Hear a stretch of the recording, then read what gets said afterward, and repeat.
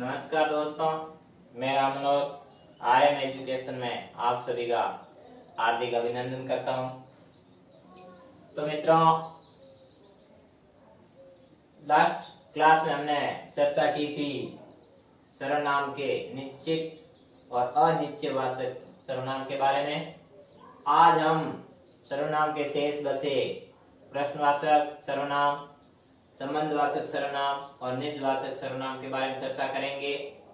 उससे पहले मैंने आपसे एक प्रश्न किया था जिसका उत्तर मैंने आपसे कमेंट बॉक्स में मांगा था। हालांकि काफी विद्यार्थियों ने उत्तर देने का प्रयास किया और मैंने ये भी कहा था कि जो मेरा आज का प्रश्न है वो मानसिकता पर आधारित है। मेरा प्रश्न था, तू सर्वनाम किन अर्थों में प्रयुक्त होता है। देखो विद्यार्थियों, ये जो तू सर्वनाम है ये आत्मीयता, तिरस्कार, अपनापन और संबोधन सभी में प्रयुक्त होता है, इसलिए इसका उत्तर सही उत्तर था ई, उपयुक्त सभी। देखो उपयुक्त सभी कैसे, जैसे आत्मीयता, तिरस्कार, अपनापन और संबोधन।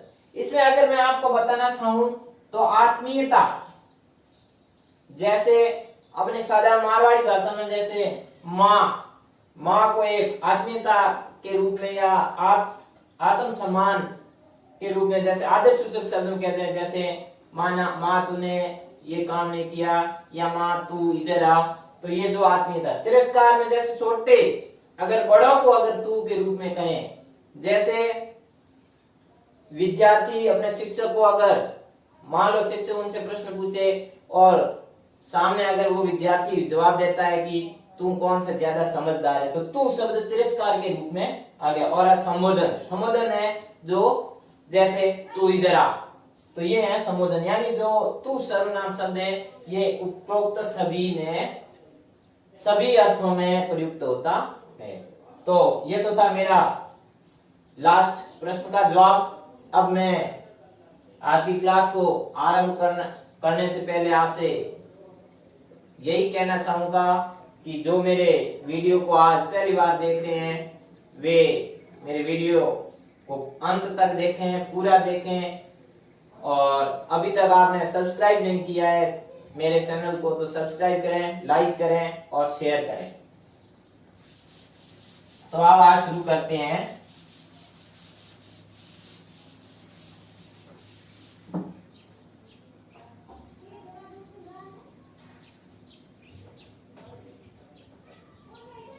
आज है अपना प्रश्नवाचक सर्वनाम।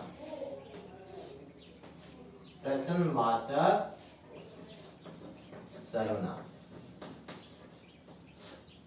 देखो विद्यार्थियों, ये जो प्रश्नवाचक सर्वनाम है यानी प्रश्न जो हम सवाल करते हैं या प्रश्न पूछते हैं, वाचक यानी कहने वाले के रूप में, और सर्वनाम यानी सबका नाम या संज्ञा के स्थान पर प्रयुक्त होने वाले शब्द। तो प्रश्नवाचक सर्वनाम हम किन्हें कहेंगे, यानी वे सर्वनाम शब्द जो प्रश्न के रूप में या प्रश्न करने पर जो प्रयुक्त किए जाते हैं वे शब्द कौन से कहलाते हैं, प्रश्नवाचक सर्वनाम। तो यहाँ परिभाषा में लिखेंगे, जिन सर्वनाम शब्दों का प्रयोग, जिन सर्वनाम शब्दों का प्रयोग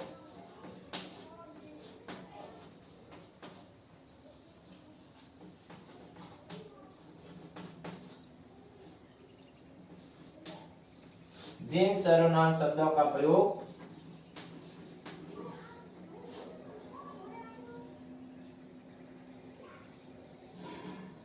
प्रश्न करने के लिए होता है, प्रश्न करने के लिए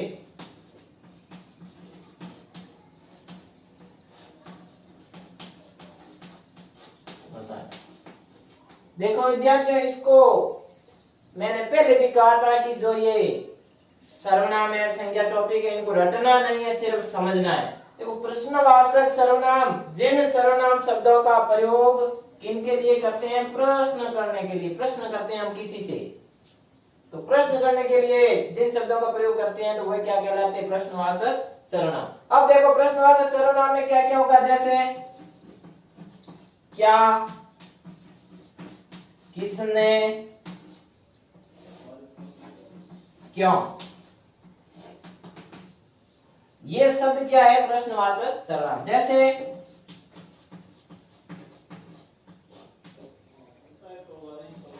वहां दरवाजे पर कौन खड़ा है, कौन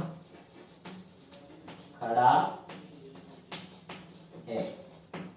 देखो यहां जो शब्द है कौन, देखो जैसे वहां दरवाजे पर कौन खड़ा है। देखो एक बार और इस वाक्य पर हमेशा मंथन करें, विचार करें कि जो प्रश्न है, अगर उस प्रश्न में सर्वनाम, सर्वनाम कौन, जो संज्ञा के स्तर पे प्रयुक्त होते हैं। अब संज्ञा, जैसे यहाँ मैंने कहा वहां दरवाजे पर कौन खड़ा है, इसका मतलब कोई न कोई तो दरवाजे पर खड़ा है।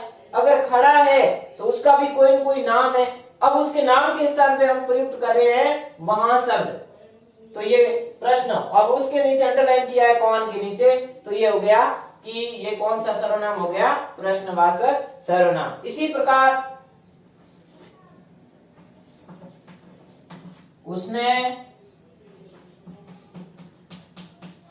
बाजार से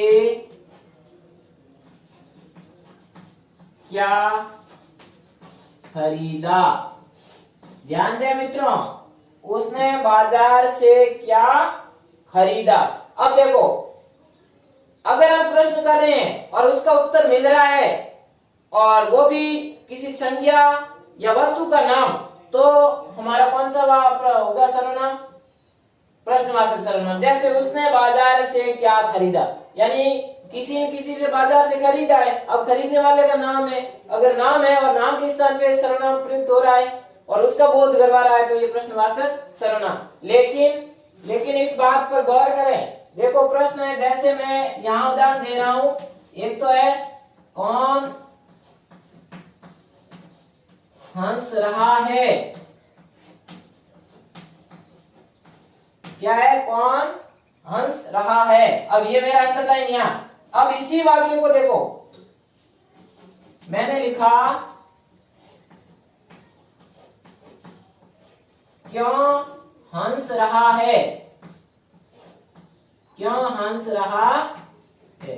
देखो दोनों ही वाक्य प्रश्नवाचक है, लेकिन ध्यान दें दोनों का, अब एक इसमें इन दोनों में से एक प्रश्नवाचक है लेकिन एक नहीं है।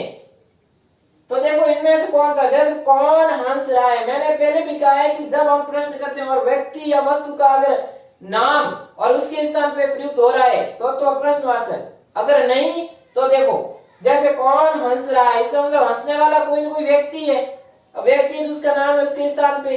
अब यहाँ देखो क्यों हंस रहा है, अगर यहाँ पर ये व्यक्ति ने क्यों कारण पूछा जा रहा है, तो मित्रों ध्यान दें ये जो क्यों है यहाँ पर प्रश्नवाचक सर्वनाम नहीं होगा। क्यों, कारण है, कारण का मतलब कारणवाचक विशेषण, ये विशेषण हो गया है, ठीक है। तो ये हंसना ये क्रिया है, तो ये हम क्रिया विशेषण कहेंगे इसको, क्रिया विशेषण। इस बात को नोट करें विद्यार्थियों कि इन दोनों में, वैसे दोनों प्रश्नवाचक चिन्ह लगे हुए हैं, शब्द यहाँ जो दोनों है प्रश्न में आ रहे हैं, लेकिन ध्यान दें अगर यहाँ पर देखो कौन हंस रहा है और क्यों हंस रहा है, कारण पूछ लिया है, यानी क्रिया हो रही है हंसने से, तो ये हो गया क्रिया विशेषण। तो ये था अपना प्रश्नवाचक। अगला है संबंधवाचक।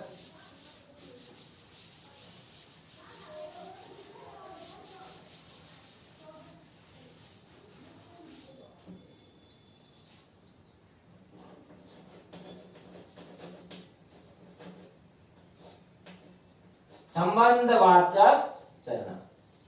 देखो जिस तरह से जिन सर्वनाम शब्दों का प्रश्न करने के लिए हो रहा था तो वहां प्रश्नवाचक।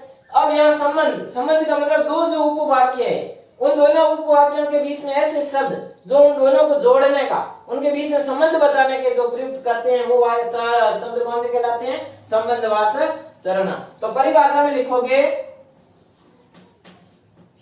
दो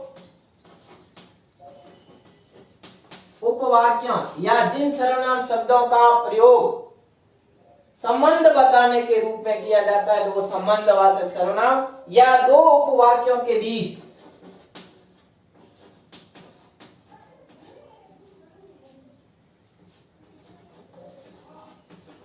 प्रयुक्त शब्द जो उनमें संबंध को बताते हैं, संबंध को बताते हैं। कौन से सर्वनाम कहलाते हैं?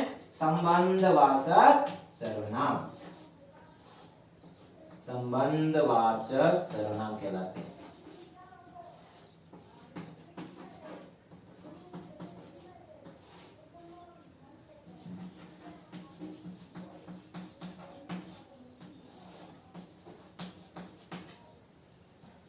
संबंधवाचक यानी दो उपवाक्य, यानी दो जो वाक्य है उनके बीच में अगर कोई संबंध बताया जा रहा है, यानी ऐसे शब्द जो किन के रूप में आए प्रयुक्त हो? संबंध बताने के रूप में प्रयुक्त हो, तो वे कौन से कहलाएंगे? संबंधवाचक। जैसे कौन कौन से शब्द है? जो, जिसे, जिसकी या जिसका, ऐसे शब्द हैं जो कौन से हैं? संबंधवाचक सर्वनाम। जैसे मैंने उदाहरण दिया, देखो विद्यार्थियों, नोट जो उदाहरण है उन पर थोड़ा और विचार करें, मनन करें कि ऐसे उदाहरण जो कई बार कंपटीशन में आते हैं, समान दिखते हैं लेकिन छोटी सी गलती हमारा वो क्वेश्चन क्या करवा देती है? गलत। तो ध्यान दें, जैसे जिसकी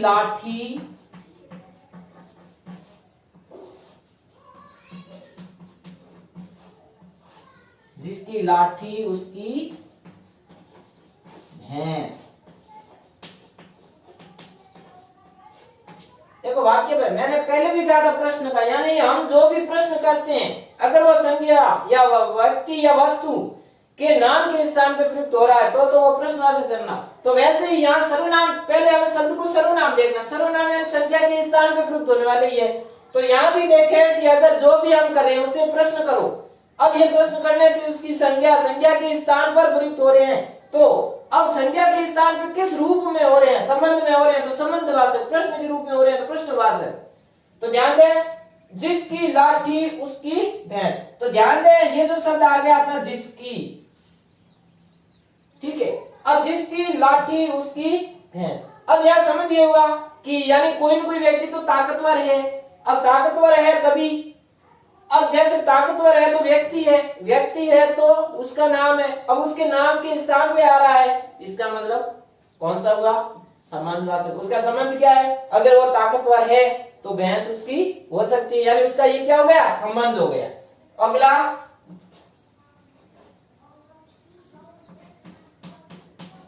जो पढ़ेगा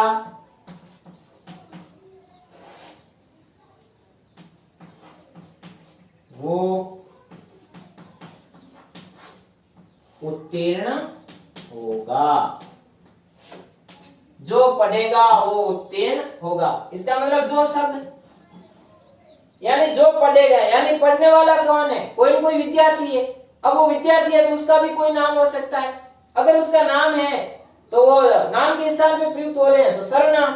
अब सर्वनाम किसके रूप में हो रहे हैं? संबंध के रूप में हो रहे हैं, यानी जब वो पढ़ेगा तो ही उत्तीर्ण होगा, उसका सह संबंध हो गया पढ़ने से। तो जो ये जो शब्द आए हैं वो कौन से में आ जाएंगे? सह संबंध। इसी प्रकार देखो, एक शब्द में यहां लिख रहा हूं, जैसी करनी वैसी भरनी। अब देखो कई बार क्वेश्चन ये भी दे दिया, जैसी करनी वैसी भरनी। अब आप विचार कीजिए क्या ये सहसंबंध या संबंधवाचक सर्वनाम है या नहीं।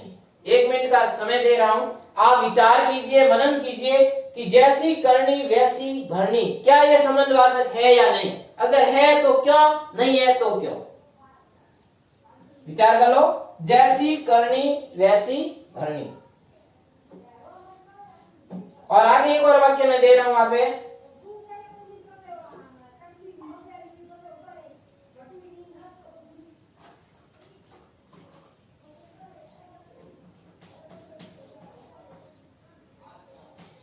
जो जागत है सो पावत है, सो पावत। इन दोनों पे विचार कर लो कि दोनों सहसंबंध है या दोनों ही नहीं है या दोनों में से कोई एक है, दोनों पे विचार करो फिर आगे बढ़ते हैं। जैसी करनी वैसी भरनी, जो जागत है सो पावत है। हमने विचार कर लिया होगा। अब देखो, अब इन पर वापस आते हैं। यहाँ पर जो जागत है सो पावत है। अब मैंने क्या कहा, जो प्रश्न करो। अब प्रश्न करो संज्ञा में आना चाहिए, संज्ञा के स्थान पे अगर प्रयुक्त हो रहा है और किस रूप में हो रहा है तो ही वो सर्वनाम होगा। जो जागत है, इसका मतलब जो जागत है यानी जो जगने जागता रहेगा या सजग रहेगा वही प्राप्त कर सकता है। तो देखो जागने वाला कौन है, कोई व्यक्ति है। अभी व्यक्ति है तो उसका नाम है, उसके नाम के स्थान पे आ रहा है, किस रूप में आ रहा है, संबंध के रूप में आ रहा है। यानी जब वो जाग कर रहेगा तभी तो उसे सफलता मिलेगी। तो यहां इसका संबंध हो गया, तो ये तो हो गया संबंध। लेकिन यहां पर देखो, जैसी करनी वैसी भरनी, देखो ये शब्द है जैसी वैसी। अब कोई प्रश्न करो, क्या जैसी किसी के नाम के लिए आ रहा है क्या? जैसी करनी वैसी भरनी नहीं आ रहा है। तो ध्यान दें, ये वाला प्रश्न है, ये अपना संबंधवाचक नहीं है। अगर ये शब्द आ जाए जैसी वैसी तो ये इसमें नहीं आएंगे। ध्यान दें मित्रों, ये क्या जैसी और वैसी जो ऐसा शब्द है तो ये अपना संबंधवाचक में नहीं आएगा। अगर मान लो कोई कंपटीशन एग्जाम ऐसे ही 4 वाक्य आ जाए और आपको कहें इनमें से कौन सा संबंधवाचक का उदाहरण नहीं है, तो ध्यान दें, अगर ऐसे आ जाए जैसी और वैसी, जैसी करनी वैसी करनी, आप भरनी, यानी अगर आप प्रश्न करो उस प्रश्न का उत्तर नहीं मिल रहा है तो क्या होगा, यानी जैसी करनी कोई प्रश्न नहीं, किसी के लिए नहीं आ रहा, किसी के नाम के लिए नहीं आ रहा है, तो मित्रों ये तो अपना संबंधवाचक का उदाहरण नहीं होगा। तो ये है जिसकी लाठी उसकी भैंस, जो पढ़ेगा वो उत्तीर्ण होगा, जो जागत है सो पावत है। अगला अपना है सर्वनाम निजवाचक सर्वनाम।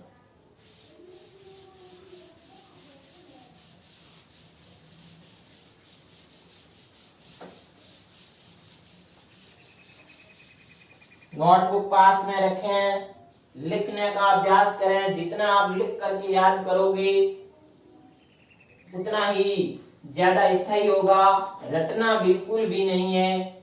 अगला है अपना निजवाचक सर्वनाम। निजवाचक सर्वनाम वापस वही चर्चा कर लेते हैं। सर्वनाम संज्ञा के स्थान पर प्रयुक्त हो रहे हैं, किसके रूप में हो रहे हैं? निज, अपने स्वयं के लिए, वक्ता खुद के लिए अगर प्रयुक्त कर रहा है जिन शब्दों को तो वे कौन से होंगे? निजवाचक सर्वनाम। कौन कर रहा है? वाचक, कथन, कहने वाला। निज, स्वयं के स्थान पर, तो वे कौन से होंगे? निजवाचक सर्वनाम। चलो परिभाषा पे लेते हैं। वे सर्वनाम शब्द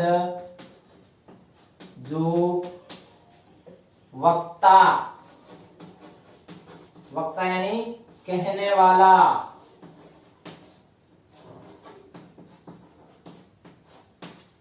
वाला, या वक्ता अपने लिए प्रयुक्त करता है, अपने लिए प्रयुक्त करता है,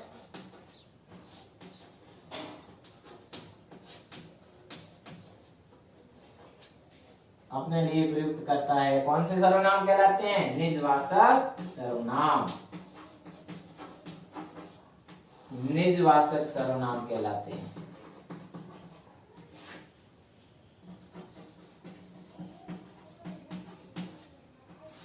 अब देखो निजवाचक सर्वनाम कैसे, इनमें कौन कौन से आएंगे?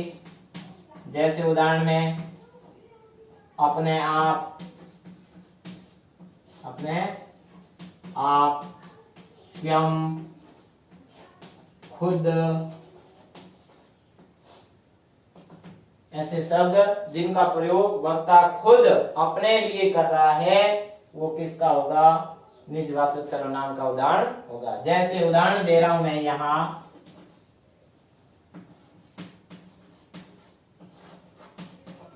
अब यहां ध्यान दें मित्रों, यहां अब मैं इसका जो निजवाचक का है इसका वापस जो पहले हमने शुरू किया था पुरुषवाचक सर्वनाम उससे रिलेटेड बताऊंगा। जैसे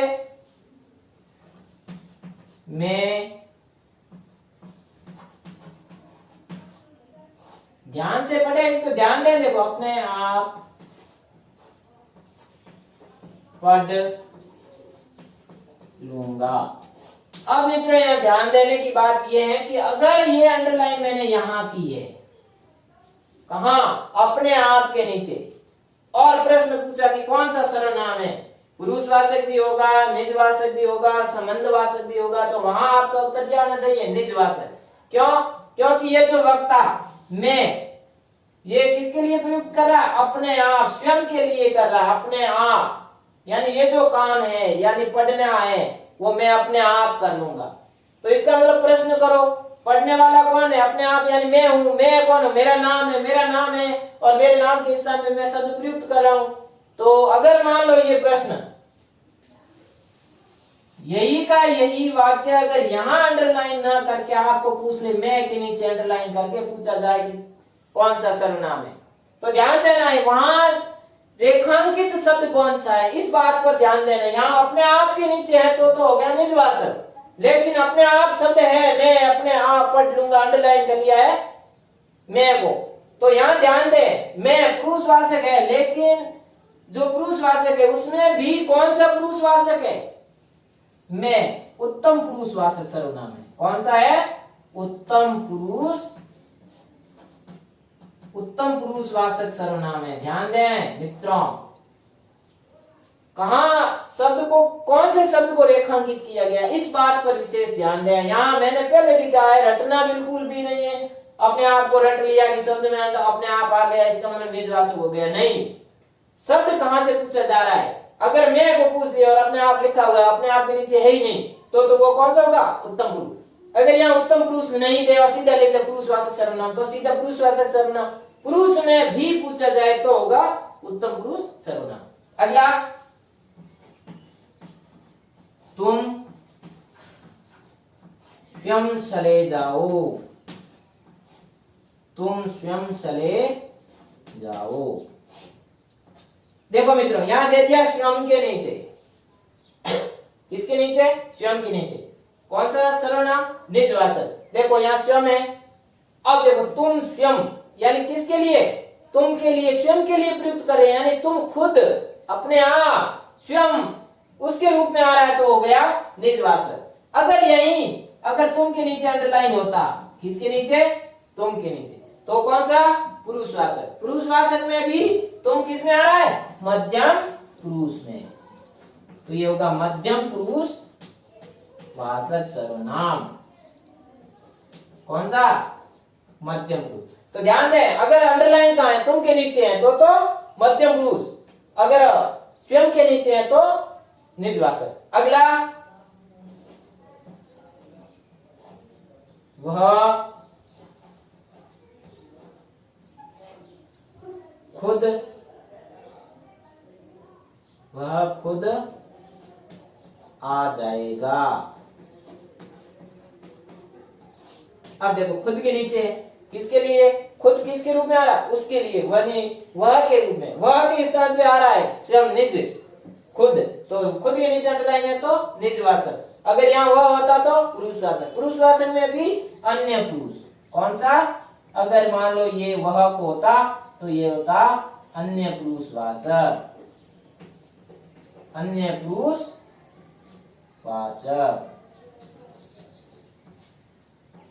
अन्य पुरुषवाचक जन्म। तो मित्रों ये तो थी अपनी क्लास सर्वनाम पर। वापस एक बार मैं इसको रिपीट कर रहा हूं।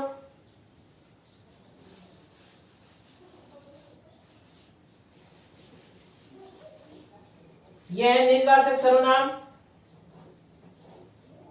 यानी जब व्यक्ति जिन सर्वनाम शब्दों का प्रयोग अपने खुद के लिए कर रहा है, खुद के स्थान पे कर रहा है, तो वो हो गए निजवाचक सर्वनाम। जैसे अपने आप, स्वयं, खुद। जैसे मैं अपने आप पढ़ लूंगा, अंडरलाइन अपने आप के नीचे है तो निजवाचक, अगर मैं के नीचे है तो पुरुषवाचक, पुरुषवाचक में उत्तम पुरुष।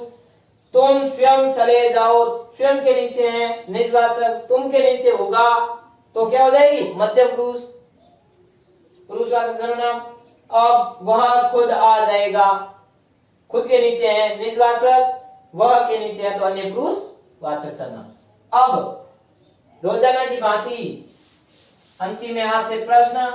अगली क्लास में हम अलग नए टॉपिक के साथ में मिलेंगे, विशेषण।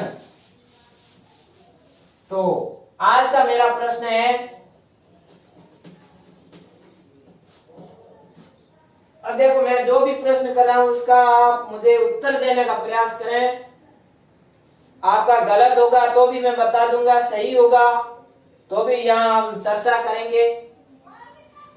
अगर आपका उत्तर आता है तो मुझे लगता है कि हाँ मेरे द्वारा जो दिए जा रहे हैं वीडियो उनको देखा जा रहा है। नहीं तो क्या है, कई बार आप देखते हो, देख करके शुरुआत की, 1 मिनट चलाया, छोड़ दिया। तो ऐसा नहीं करें, वीडियो को अंत तक देखें, पूरा देखें और प्रश्न का जवाब देना न भूलें। अब देखो मेरा प्रश्न है,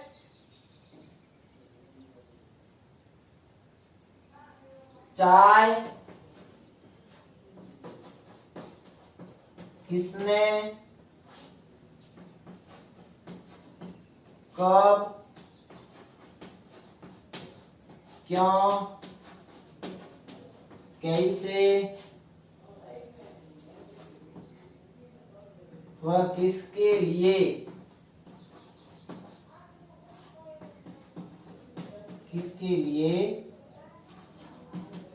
बनाई। देखो मेरे प्रश्न को गौर से पढ़ें।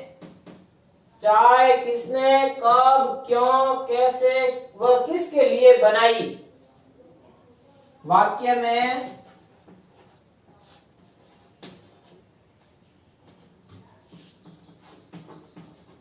सर्वनाम शब्द साटिए, सर्वनाम शब्द छांटिए। अब आपको जो ये शब्द दिए गए हैं इनमें से कौन कौन से शब्द सर्वनाम है या पूरे सर्वनाम है या इनमें से एक भी नहीं है।